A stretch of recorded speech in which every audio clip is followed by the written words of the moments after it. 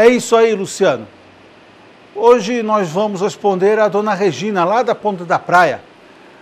Ela nos disse que teve uma ideia de solicitar aos nossos vereadores um projeto de lei que obrigue nas convenções condominiais a reserva de vagas nos estacionamentos dos prédios, nas garagens. E elas nos perguntam a respeito da viabilidade jurídica dessa ideia. Dona Regina, a sua ideia é muito boa, mas infelizmente ela não vai poder ser aplicada. É que a convenção condominial é matéria de direito civil e somente a União pode legislar a respeito dessa matéria, não podendo o município atuar nessa área. No entanto, seria interessante um projeto de lei desse sentido no município para que, nas futuras construções de condomínio horizontal, tivesse vagas reservadas nas garagens para as pessoas com deficiência. Assim, nós não estaríamos afrontando a Constituição. Muito pelo contrário, estaremos atuando conforme ela preconiza, pois o uso do solo urbano é de competência de legislação do município. Anote aí nossos meios de comunicação, é seudireito@email.com ou telefone 3028-0957, ou então nos escreva para a Avenida Bernardino de Campos, número 18, Conjunto 505, Vila Belmiro, Santos, CEP 11065000. É isso aí, até a próxima.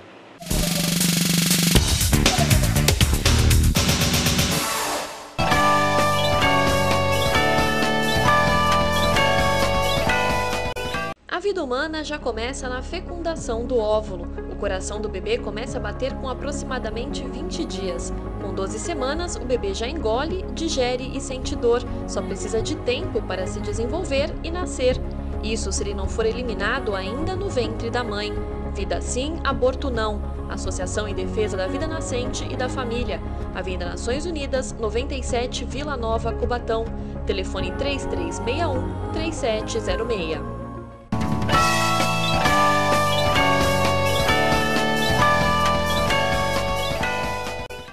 Estamos de volta com o programa Cecitude. Hoje, em nossos estúdios, a Joana, que é diretora pedagógica da Associação dos Autistas de Santos.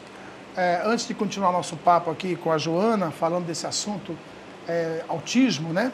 A gente quer mandar um alô para os nossos telespectadores e espectadores.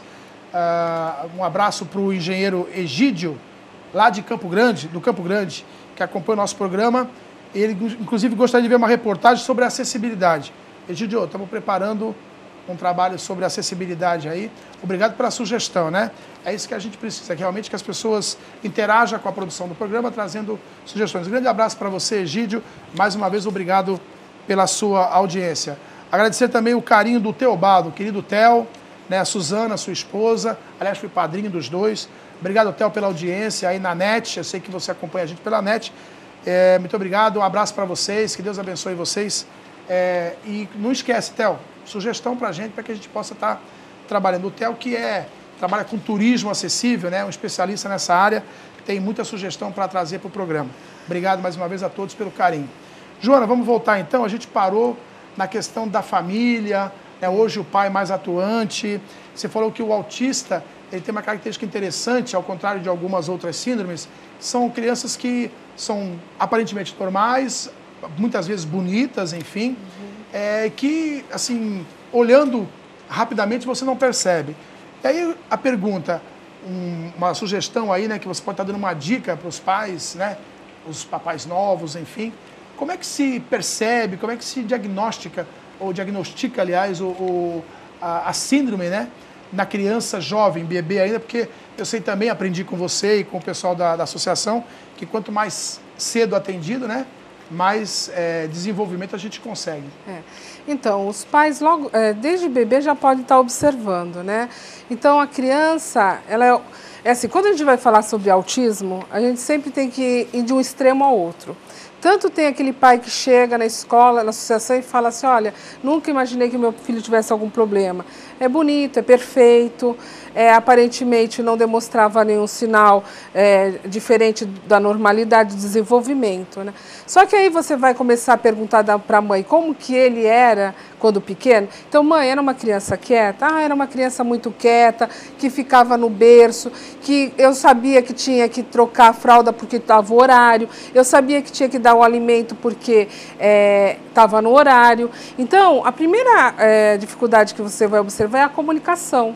Então, o choro da criança já era uma comunicação e às vezes a mãe fala que já não ocorria. Então, é muito assim, quando você vê um pai, você fala assim, ah, esse choro é manha, esse choro não é choro de fome, ah, esse choro é choro de dor. Então, muitos pais relatam que as crianças não apresentavam essa comunicação através do choro. A outra dificuldade que a criança tem é a interação com o social. Então, são crianças que se isolavam, iam numa festa, ficavam num canto, não procuravam outras crianças para brincar. Então, isso também é um outro ponto para você observar. E a questão das estereotipias. Às vezes, são crianças que têm acesso a brinquedos, mas se interte com um cordãozinho, ficando mexendo naquele cordão, olhando de uma forma assim meio de lado para aquilo, observando detalhes que não é uma coisa interessante para uma criança pequena.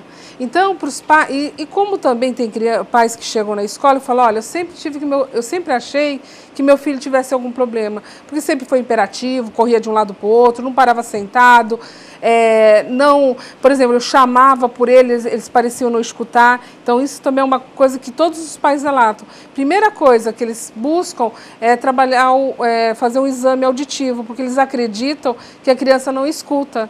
E quando faz o Bera, eles veem que tem a audição normal. Só que eles são seletistas no que ouvem e no que às vezes comem.